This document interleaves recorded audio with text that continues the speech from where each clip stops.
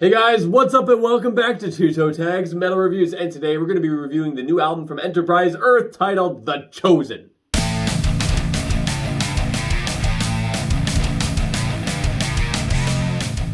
So this album came out a little while back. 2 weeks ago, I think. 2 weeks ago, so we're a little bit late to the party. However, the fact that we're reviewing this album pretty much tells you of what we think to a degree. The fact that we decided, hey, it's been out for 2 weeks and we're still going to take a look at it shows you that this is seriously an album worth checking out.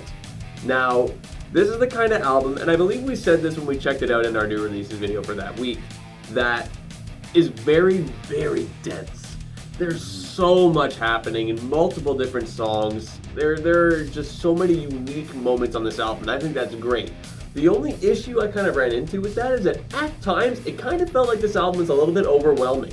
It felt like, wow, there's just so much happening in every single song, and it's like they're jumping around to completely different sounds here and there. And, you know, it kind of would feel a little bit all over the place with that, but I feel like it was only to a minor degree. I felt like overall, it's not like it sounded like a different album every song or anything. Overall, it was still pretty cohesive. It just has a lot to it. So I feel like, you know, it's easy to get overwhelmed with such an album, especially one like this with what's in it. One thing I want to mention is that the transition tracks in this album are perfect. They, comparable to when we checked out Kin by Whitechapel, the transition in that album, same kind of thing, where it's just seamless, it fits, and you can't even tell that it's there. It just perfectly flows through to the next song. And there's two of them on this album, and they both work perfectly. And I love that. One of my top songs is the first track, Where Dreams Are Broken. Super catchy, and just a really wild, crazy way to start this album. And I love it every single time I hear it. Every single time I press play on this album. It starts with this song, like, okay, I'm hooked. You know, I'm totally in there. The screams in this chorus, I love. It sounds like Travis Ryan, but even more melodic.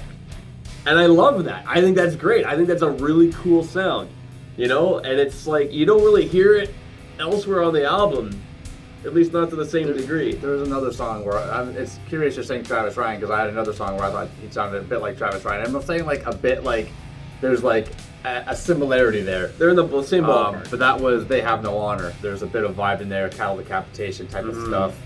But yeah. Either way, that first track, man, I just, love it. Unleash Hell, another amazing track. So bouncy, and like after the solo, there's this quiet section, and it kind of feels like, okay, this is where the song is ending. Out of nowhere, they hit you with a key change. One of the last things I was ever expecting when I heard this song. I'm like, what the fuck? There's a key change? And it's good, and it's really cool. And for so many times where I heard this song, I'm just like, oh yeah, what the fuck? There's a key change and a false ending. And that's another thing I noticed about this album, that there are a few songs where there are just awesome false endings. You think, oh yeah, it's totally over, right? And then they hit you with something else, like, oh shit, no it's not. There's another song, I think it might be You Couldn't Save Me, where it breaks down at the end, and then there's another breakdown at the end. Like, it's a breakdown. It breaks down, then it breaks down more. It like breaks down the breakdown. It breaks down the breakdown, and we've said that before on this channel, but I feel like the way that this one does it differently is that you really feel like, okay, yeah, this is the breakdown, the song's over. Yeah. And then it just comes out of nowhere with another one, like, oh, it's not over? Like, there's more? What the hell? But regarding You Couldn't Save Me, this is my note verbatim. This is a death metal, deathcore, thrash metal, and heavy metal song all at the same time. And you know what? I think that's a really good definition of this album, because it's a cool blend of genres that keep mixing in and out of each other. And hell, even throwing some melodic death metal in there as well, because you got that too. You got stuff like the catchy hooks from Where Dreams Are Broken. So the fact that this album has so many different things mixing together, it really shows you the potential that deathcore has right now. That's very true. This album it is a very genre-bending type of album. And I think you just scratched the surface with the examples you gave, because I heard elements of metalcore in here, black metal, technical death metal, It's really all over the place, but still concise, without sounding like it's a big mess. It's quite a testament to songwriting, musicianship, a lot of things. This is essentially a 3-piece band that sounds like a 6 or 7-piece band. The vocals on here alone, I would believe it if somebody told me, yeah, there's 4 vocalists.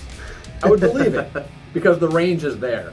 I looked it up. One guy, Dan Watson, former Infinite Annihilator. This guy is something else. He's something to behold. He's got incredible range on his lows. He's got incredible range on his high harshes. He's got cleans, different varying degrees of cleans. He's just so well-rounded. And maybe some of the vocal on here, it was not him, but I looked around, I couldn't find any information about any other vocalist on here. So I'm assuming it's all one person. Very nice. The guitar work. Gabe Mangold is his name, is a monster. This guy should be locked in a cage and throw away the key because he's a fucking beast. He does all the leads and all the rhythms. There's songs on here where I feel like I'm hearing 2 different guitar players and I feel like they're trading solos and things like that. Like, yeah, you can do that in the studio, no problem. They do have other people that perform with them live to make that, their full package or whatever. But the one that got me the most was in Unleash Hell. Okay, so one of my top songs. For one, the song starts off with this ominous acoustic intro. It's got the orchestra elements, which is another element they have in here. There's some symphonic elements in there. This song sounds to me like something that you could have pulled off Lorna Shore's Immortal, which is a phenomenal album, so that's a big plus. Vocally, it's one of the most brutal tracks, but the solo is amazing to me because it starts off, and it's all one guy, but in my head, this is what I'm hearing. I hear one guy playing, and then you hear what sounds like a trade, so the next guy's playing, and then they both play. There's actually 2 solos layered on top of each other. Then it goes back to the first guy. Then it flips to the second guy playing the same thing that the first guy just played, just reversed. And then they both play the same fucking solo, harmonized with each other. But it's all one guy, but it sounds like 2 guys doing all this. It's one person. It blew my fucking mind when I really sat down and kind of analyzed it. And I went, holy fuck, who wrote this? Looked the guy up. Gabe Mangold, mad credit. This guy's on my radar as a guitar player now. The guy's insane. It's just crazy to think that like such a solo that is able to work off itself was all written by one person. Exactly. It's not like, I work this and then I work off what you're doing. It's like, no, it's one guy turning into 2 people. Exactly. For that performance there. So another song that I want to talk about is Overpass. So it's track number 7, which is the halfway mark of the album. It's an 8-minute long song, and it takes you for a ride. It does. Okay, so I don't know about you, but I was getting a little bit of Lane Staley vibes. You know what? Right? So was I. Okay, I thought it was a little crazy. There I'm were like, no. some moments where I'm thinking, yeah, like classic Alice in Chains Yeah, almost. exactly. I totally see where you're coming from. So, and that's what I'm talking about when I'm talking about some clean vocals, like, and the range of the clean vocals. It's just, there's stuff there. The ending of the song has no business being as brutal as it fucking is. I swear. And the breakdown is cool because he's saying this is only the beginning, obviously in his death metal voice. But there's one part where he says it once, and then the music stops and the guitars just go like chug chug, and I'm like, I fucking love it! I love that part. It's so cool. I wait for it every time, but when it happens, I'm like, it's so fucking good. Awesome. The breakdowns on this album, sick. The solos, which I think there's a solo in pretty much every song, other than the interludes, which there are 3 interlude tracks, are all fucking insane. And it's usually solo into breakdown. So you get like that double juiciness right towards the end of the songs. It's fucking awesome. Unhallowed Path, which is one of the interlude tracks. I just want to point it out because it's actually the introduction to Legends Never Die. It bleeds right into Legends Never Die, the next song. Oh, it's perfect that way. And the cool thing about Legends Never Die is the ending of that song is the same musical arrangement as Unhallowed Path. Yeah, like they touch on each other and they meet with each other. They're like met together, Exactly. Like it's like as if they could have even been one song. Honestly, they could have. They could But have. I think it's cool that they aren't, because Unhobbled Path just works as a transition song. Yes. And then you realize, oh, it leads right into Legend Never Die. And then you realize, oh, Legend Never Die is directly connected to that song through the melody. What? Yeah. So it's a really cool thing that they did there with this fucking album. Yeah. I mean, I could probably go on about other songs like My Blood, Their Satiation. That's fucking sick. That's another one of my highlights. The solo in that song, the effects that are on it, honestly makes it sound like Jordan Rudess is playing a keyboard on this solo. Honestly, I hear that, I'm like, what is this guitar effect? Like, why does it sound like a keyboard? What is going on? Yeah. I wrote one part of the song when the grooves kick in, it sounds like deathcore with metalcore riffs and thrash beats. Like, which kind of ties into what you were saying earlier about this genre bending kind of stuff. Reanimate, Disintegrate, track number 2, Good one. phenomenal as well. It's got a cool part where about a third of the way through, the song kind of just gets real quiet, breaks down, and the whole middle section is basically a build up to the third act of the song, which is really cool. Then you got this bridge solo, and then it ends with a bookend, basically ends how it starts. There's just a lot going on here. It's a lot to unpack.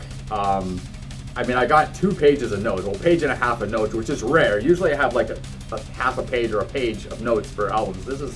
I had a lot of stuff to say here. I even had to shrink my font size. I tried to shrink my font size to get it all on one page, and I still couldn't. Oh my So God. technically, if I used the same font size I normally would have, it'd probably be 2 full pages. Because there was just so much happening, and I was like, oh, this is cool, I'll write that down. This is cool, I'll write that down. And there's still so much more I could have written. There really is. Yeah, we only really scratched the surface with the depth that this album has. Yeah. So I guess with that being said, let's rate this album. What do you give it? This album just overall has amazing contour, for one. The vocal variety, the guitar work, the drums, even the drums. We got to give testament to the A lot drums. of juicy stuff there. There's juicy stuff. They don't feel stagnated or overly repetitive at all. It feels very fresh all the time. They have a great use of orchestral and even synthesized elements here and there. It's a toe tag album, and you know what? Right now, I know it's early. This is album of the year for me so far. It's gonna be tough to fucking beat. This is one of the easiest toe tags I've ever given on the channel. Yeah. I have to say. I mean, I don't blame you for feeling the way you do. This album is such a full, bursting package of content. There's so many things happening, so many different bands and sounds and genres you're going to hear out of this album. It's quite accessible too, so anyone can really pick it up and enjoy it. Gets my toe tag as well. I mean, like, why wouldn't it? You know, like, it's just got so much to it. So good. And this is the first new release of the year to get 2 toe tags quite early. It's still January, and we already got one on the board. So if that's anything to go by, this year is going to be awesome. Anyway, guys, that's all we got for you today. Remember to like this video if you like it. Tell us in the comments below, is this, even though it's early, is this your album of the year so far? Because, I mean, this really is going to be tough to beat. Yeah. I'll admit. Anyway, guys, remember to subscribe if you guys are new to the channel. I'm TV Fish. And I'm Vile Self. And keep the horns up.